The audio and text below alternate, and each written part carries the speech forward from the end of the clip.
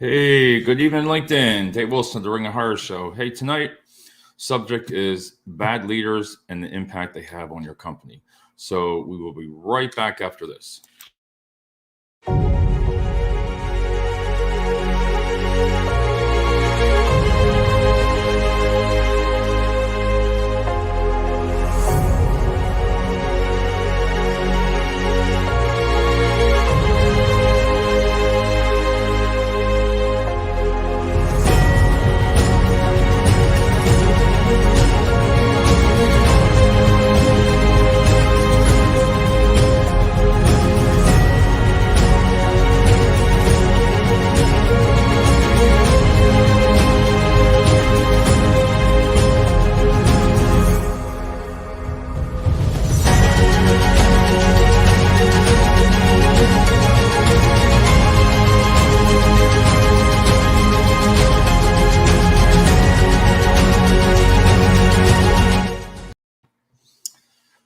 All right, good evening.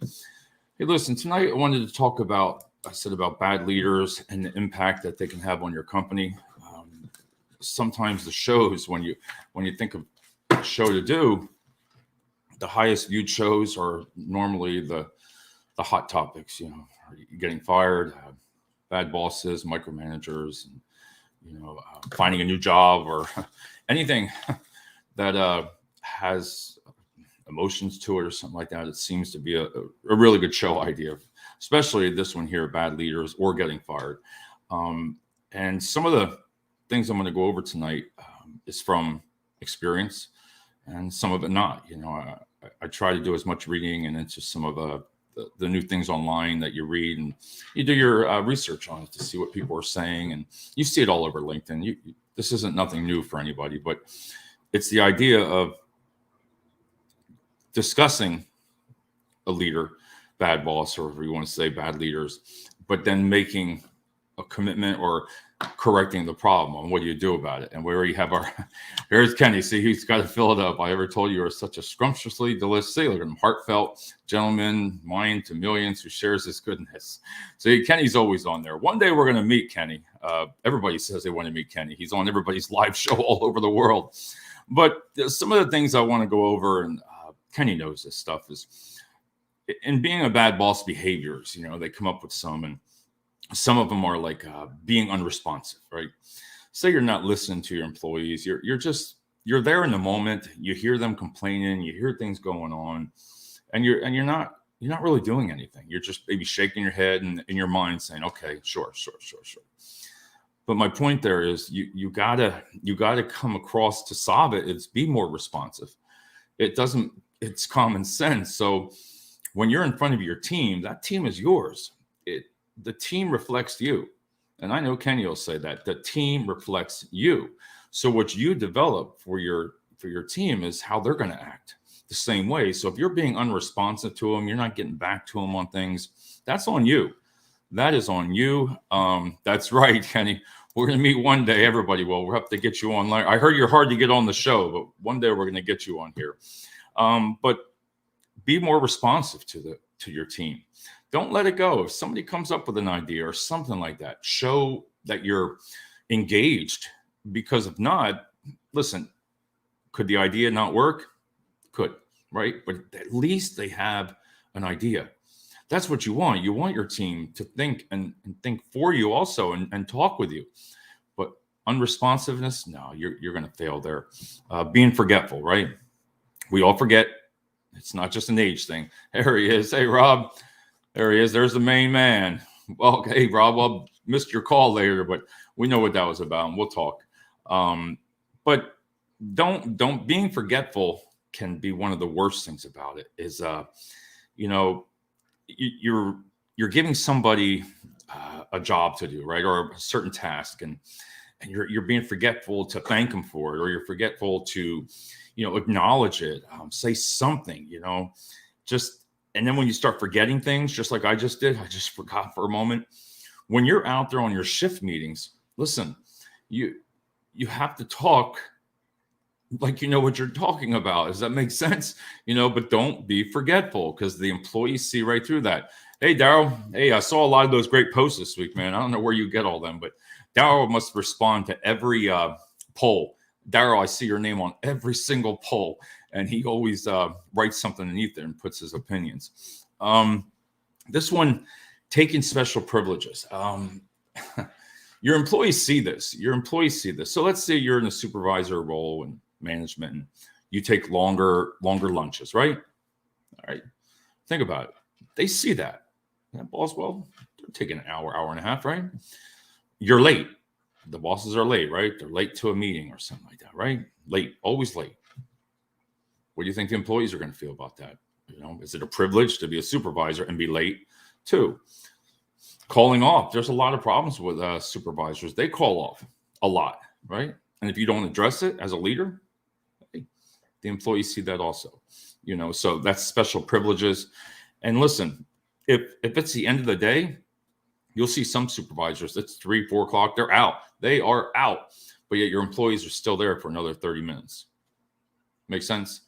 I mean, taking the special privileges of a supervisor doesn't mean that it gives you that kind of, you can do what you want. Let's just say it that way. The next one is not pitching in during a crisis. What do I mean a crisis? Let's just say you got this with peak season going on, Darwin, everybody knows everything's going crazy. Listen, if something really happens, you have to get it done, and you're telling your team to do it, and it might take 2, 3 hours, 4 hours to get it done. They might have to come in on Saturday. It makes total sense. Don't do this. Biggest error that you could do is not pitch in. If your team, they will really recognize you more if you hop in during a crisis. It's not always, you don't always have to do that in supervision. You can still lead, but you'll delegate everybody's position on that. But don't just turn around and walk away during a crisis. You have to pitch in with your team, just like everybody. Pitch in with your team to get the job done. At the end of the day, they're all going to respect you. And listen, if you're a new supervisor, everybody on this thread's been in this position before. It takes what would you expect in a supervisor? What would you do if you were in that position? Would you do the same thing that this person did and just not help? These are the kind of things that you really just want to look at. And if you're doing some of these, you're a sign of a bad boss. I mean, that's what the show is. Bad leaders impact. Listen, insensitivity to signs of overtime. There are so many people working overtime right now. 12-hour shifts. Then they want to stay. They come right back again for another 12, and then they might work even longer because they'll get right up to the time clock, and the management comes out and says, "Oh, you got to work another 3-4 hours. It's mandatory." Whew. What do you think about that? But if you come across cocky, it's going to go on you. You have to have some kind of intensity of signs of over. If a person needs to make a phone call, if a person needs to get an extra break, maybe to go blow off some steam, let them go. Daryl, I used to take my employees to lunch, and at time we came back late. It's a reward. I came in at 8, but I stayed till 8. And I got dirty every day. That's even right there what I'm saying, Daryl. There's a reward. You're right. Taking your employees out and coming back like that's an awesome thing to do. I mean, I agree with that 1,000%. So they're going to find a new home. The next thing, I'm not going to hit too into it tonight because micromanagement, we could go on a whole show for just micromanagers. And that show there is one of the highest viewed as micromanagement. And, sometimes it says here, and I like the way this means, micromanagement may be effective sometimes. I like that word. Sometimes. What does it mean? It says, I like this how it says this, but what if micromanagement exists all across functions of a business? Those leaders, you're going to fail. You're going to have high turnover. That is something, like I said, we're going to talk about another show, but micromanagement is just one of the distrustful and slows a business down, makes people leave, makes them friggin' nervous, makes them, leave, quit, negative attitude, family leave act, and the boss that just thinks you're a friggin' idiot, and that you don't realize, but you can tell a little tit for tat there, but we've all had one, but that's just part of the one thing. Then there's the I like this one, Kenny. This one's pretty good. A one-size-fits-all approach to management. All right. It says there's no objectively bad style of managing. The job of a manager is to make sure the team, now get this, I like these words, team is aligned on its mission and has the support and resource it needs to achieve that mission. Now, that being said right there, the most important words, aligned. You have to be in aligned of what you're doing, right? Mission, you got your mission, right? I like this wording, support, resources to achieve the mission. You know, right there. Daryl, you're right on. Daryl, you're right on tonight. You're right on there. Sometimes they come right up, but I like it though. You know, it's not always a bad thing, micromanaging, not going too far, but keeping it level, you know, aligned, your mission, support, resources, achievement, and the mission. That's what I love. You know, that's it. I don't like micromanaging, stay out of my lane or I'll steamroll over you. That's why I said, Kenny, that show, when you do it on micromanagement, oh my God, everybody freaking wants to get all over it. But if every employee is different, the only way the case is if you tailor to them, right? Now get this, it's common sense, but a lot of people don't follow it. Everybody puts on LinkedIn what you should do, like this, right? You could put this up. Everybody's going to like it. Yeah, I don't like this. They say it because they're not working there anymore, first of all. All right? I mean, if you see something negative, you're going to comment on and say, yeah, I've been there, done it. But when you're working at the company, you're not going to, majority of people won't like it. Yeah, my boss is an ass or something like that. You know, I'm sorry, the word came out. You're not going to put that there on LinkedIn. That's just not going to happen. Maybe some people would, but, you know, think about it. The bad bosses don't show, I like this, don't show an appetite to learn. Think about that. A bad boss doesn't show an appetite to learn. They feel one size fits all. And I kept reading this over and over. I guess they feel because maybe they know it all, that they don't need to learn anymore. And every time they might run one office, they think it's going to run the same at another one, at another branch or another site. It's not the same. It's every site is different. So I think that's what they're saying here, that they don't want to learn more because they feel they know it. It makes sense there. And everybody's different. So you really got to learn. If you're a bad boss, bad leaders and the impact, listen, talk to your mentors, talk to your upper management, what you're doing wrong. Why are people saying things to you, you know, negative? And hey, there he is. Hey, Tim. Hey, David, the man, Tim and Jim show. You got to check Tim out, please. You got to get on his show. He really gives a lot of content.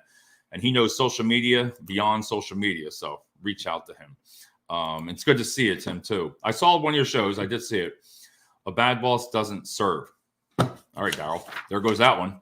I can't say anything that. Tim Sullivan, favorite flavor. See, these guys will just be talking to each other for the next 5 minutes, you know, but watch you type up on live shows because you never know. I'm going to give you a quick story about this. So I had this one person on this show, right? This person came on the show on LinkedIn and I was doing something about bad bosses and it was a good show, man. I was going freaking nuts. And this person came online and was saying, they lived this. I'm going to tell this story. They lived through this. They lived through it. This boss is horrible, sucks, blah, blah, blah, blah, blah. The very next day, the employee went into work, right? And their boss actually watches my show. So let's just say they had a great conversation, but this person that's watching knows it had a great ending. But think about it.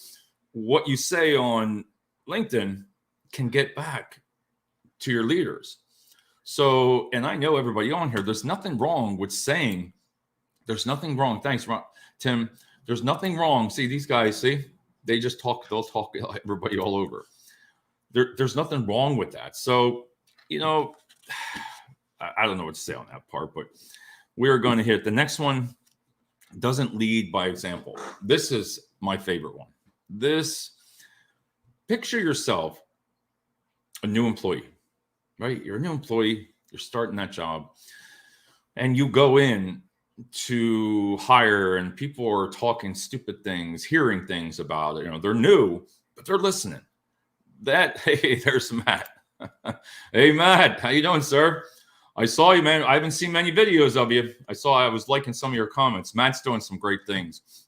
connect with Matt. He's with staffing and he's getting into videos on LinkedIn. And I know he's seeing results because he stays consistent. If you stay consistent all the time, people are going to respect that. And Matt, you're doing a great job. I love it. I love it. We got to work. We got to get some kind of a fancy background for you, Matt. Something that shines, man. We got to look at something on when you do the videos. I was trying to think of something to send you, but everything again is lead by example. So if your team is just negative, you get a new employee that goes out there, right? And all you hear is, that guy's an ass. This one's a jerk. She doesn't do anything and blah, blah, blah. I can't stand this company. What do you expect that new employee to feel like if you're a boss and you're doing that? Because I've seen management. Listen, I am guilty of long ago. As you get older and you get experienced as a leader, you got to step back on that and feel or put yourself in their shoes and set the example. If you're in an office environment, right? Somebody new's coming in, man, don't go in and out just saying stupid things and let these people hear it. Set the example when you're having your shift meetings, right? You got new people coming in. Do the shift correctly. Do your meeting correctly. Don't just, okay, everybody 5 minutes and blah, blah, blah, go to work. The new people see this every day. So you got to set the example, and you're going to see if you're in a meeting and somebody's calling you out and hackling with you, you need to address that as a boss, because if you're not setting the example, the other ones are going to run over you all the time. We connect when you have time. Hey, Matt, we're going to talk. I'm going to give you a call one day. We're going to talk. We got to come up with something. Like I said, connect with Matt. And he's got a lot of jobs. So if you're looking for a job, connect with him and he's going to take care of you. So lead by example. The next thing is lack of empathy. And what I like about this is what inspires a team of employees is working for a leader they feel understands them, listens, and directs them accordingly. There again, remember to the words. Inspires the leader they feel and understand, listens, and directs them accordingly. You can't beat that. If you got anything that I just said of lack of empathy with a candidate, right?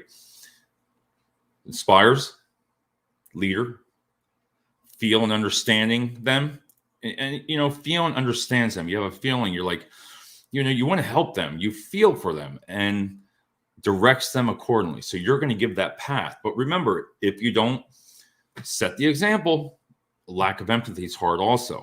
But here, and I kind of like this, not having that quality will almost sure enough, high employee turnover and low productivity.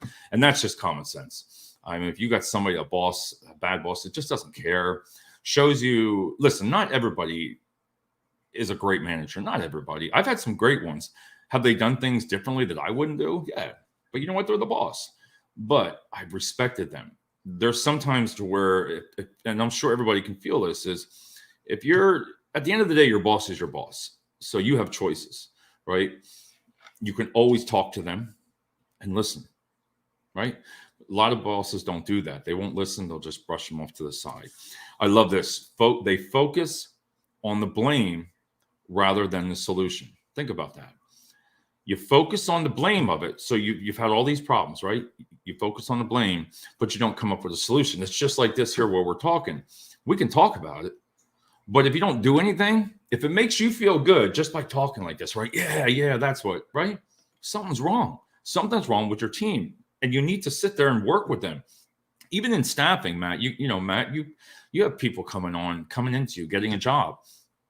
You got to set some kind of example for them in the branch when they come in. You don't want a branch that's just all over the place and a mess, and you're changing somebody's life. So if you don't set that example, show them empathy, show them leadership, you're setting them up for failure. If you don't, you're setting them up for failure, because they're gonna be like, well, this company's just so laid back. You can just sit back. You can be late when you want. That's what I mean there about setting up your team for success, and focused on the blame rather than the solution. So think about that. Here, I don't like this one. I don't like that one. All right. You use their team. I like this one. Uses their team as pawns for their own success. I had to read this one over and over. So the trait common to all the bad bosses, right? I have come across, it says in here, is the belief that their team exists only to facilitate their own advancement. Now get this. Mistakes are only mistakes if they make the boss look bad. Actions are only praised if they make the boss look good. The quality of the work and the morale of the team are largely irrelevant. So I had it. Oh God, Kenny got it. Blame game. You got it, Kenny. That was really, see, I put it up there and I go for it. Not me. Yeah, Kenny, I'm perfect. All right. Trust me. Some of these shows that I've done, Kenny, you should see some of the messages that come back. I'm like, dude, it's only a podcast.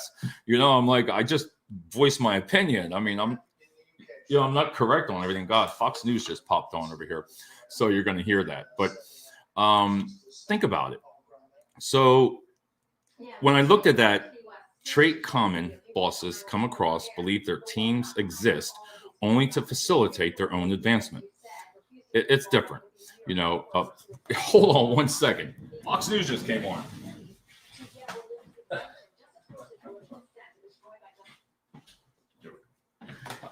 There we go.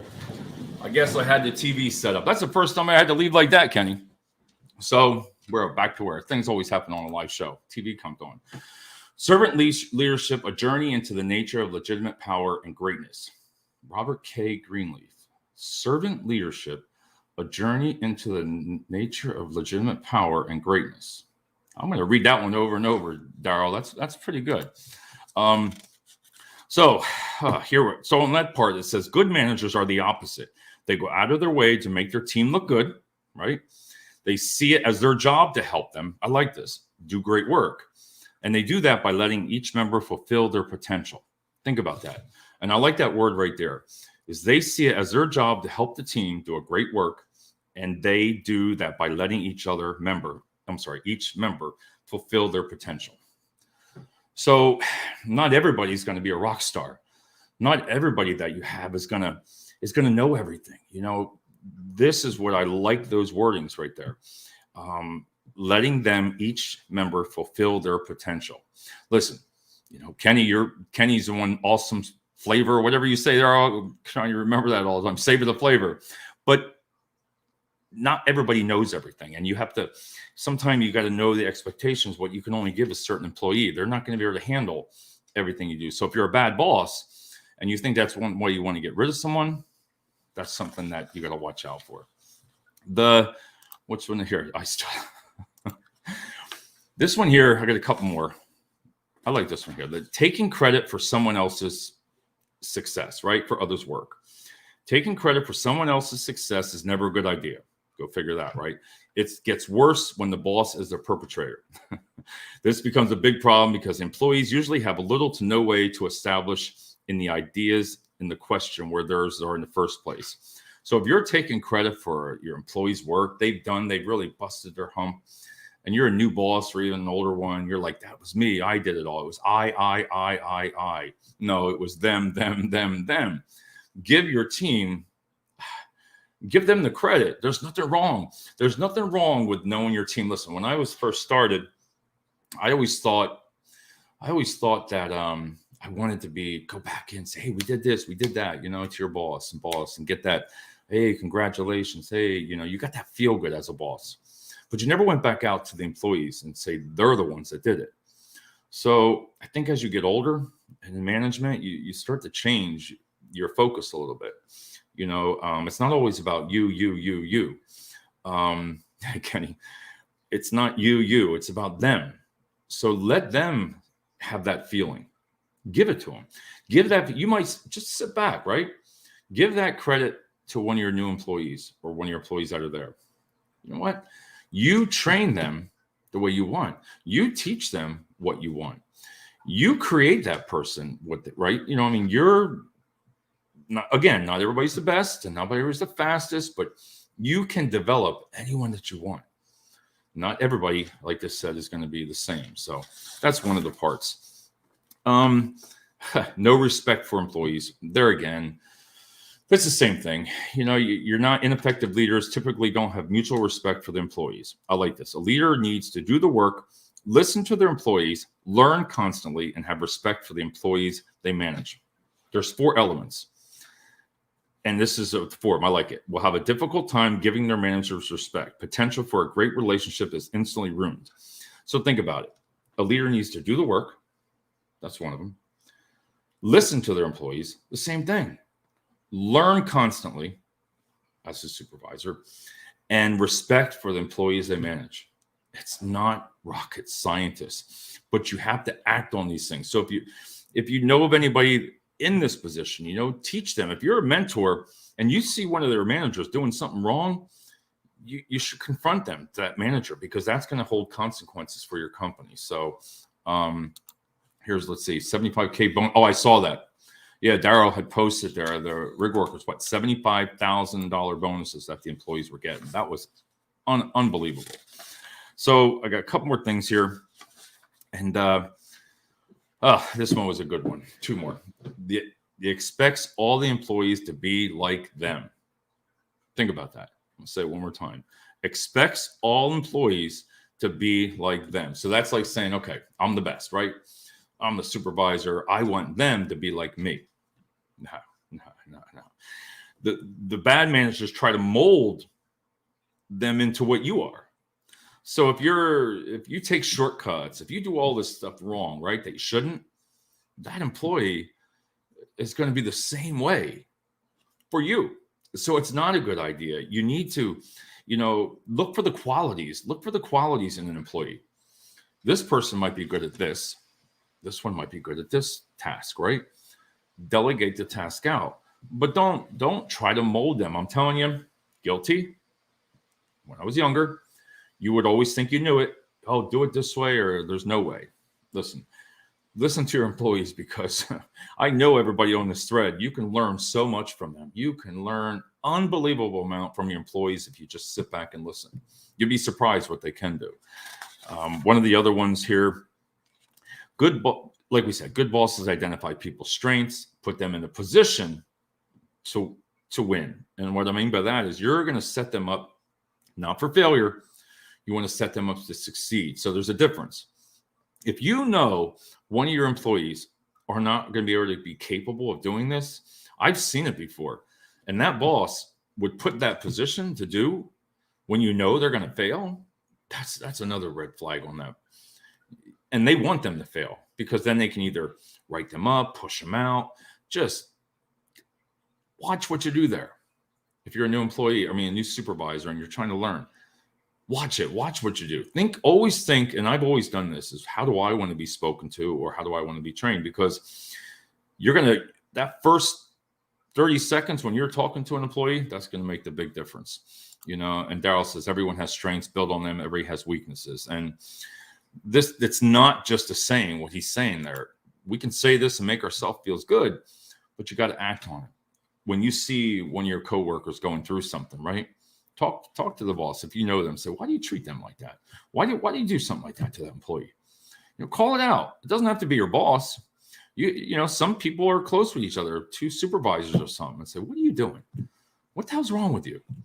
You see how that aggravates your team. Why do you want to do that to them? Why do you want to piss them off?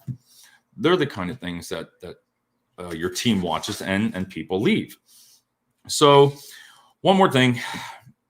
How does poor leadership impact employee motivation? It's not rocket scientist.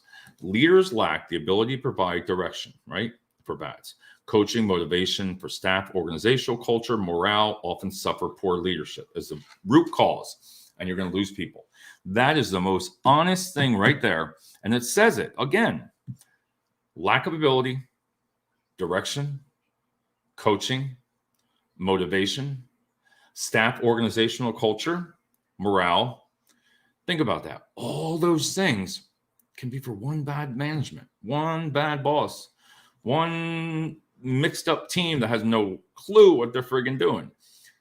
That is it. Now the winner will win from that if they lead the people and teach them everything they can do, make them feel good about themselves. If they don't know how to do the job, show them.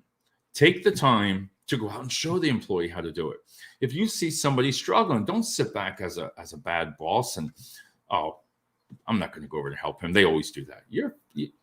They're the kind of things that just piss your other team members off. They see you treating somebody when you know they need help and they're going to fail. You need to go over there and help them. So on that note, you know, the topic tonight, thanks. I want to appreciate everybody for coming on, as you always do.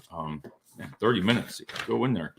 But in closing, bad leaders impact. And everybody can say this is, listen, treat the people like you want to be treated. If you've been a manager for years, as majority of us have, you learn a lot. You learn as you grow being a supervisor, what you should have done, or when you go somewhere else, what makes a more effective than when you left another place. Because you're going to get let go one or two times. If you continue to act the way some leaders do, you're going to get let go. So you need to learn from that. If you've been let go from a place because you've been a micromanager, you know if you were let go for what reason. You were cocky, you were ignorant, you didn't listen, you didn't care about anything but yourself. They're the kind of leaders that aren't going to last. They'll go to another job and they're going to do the same thing. That's it, same thing. They're going to act the same way. They're going to last about a year and a half, and then they're going to go on. They're going to let them go from there into another place. Stop the cycle. If you have a manager right now that you know is causing problems, that goes around talking and doing things that they shouldn't be, not setting that example, that's shame on you. You're the one as a leader. You need to correct that within the chain of command, if you want to say on that part. So I appreciate everybody for being on tonight, and I will be back tomorrow. Have a good night, everybody.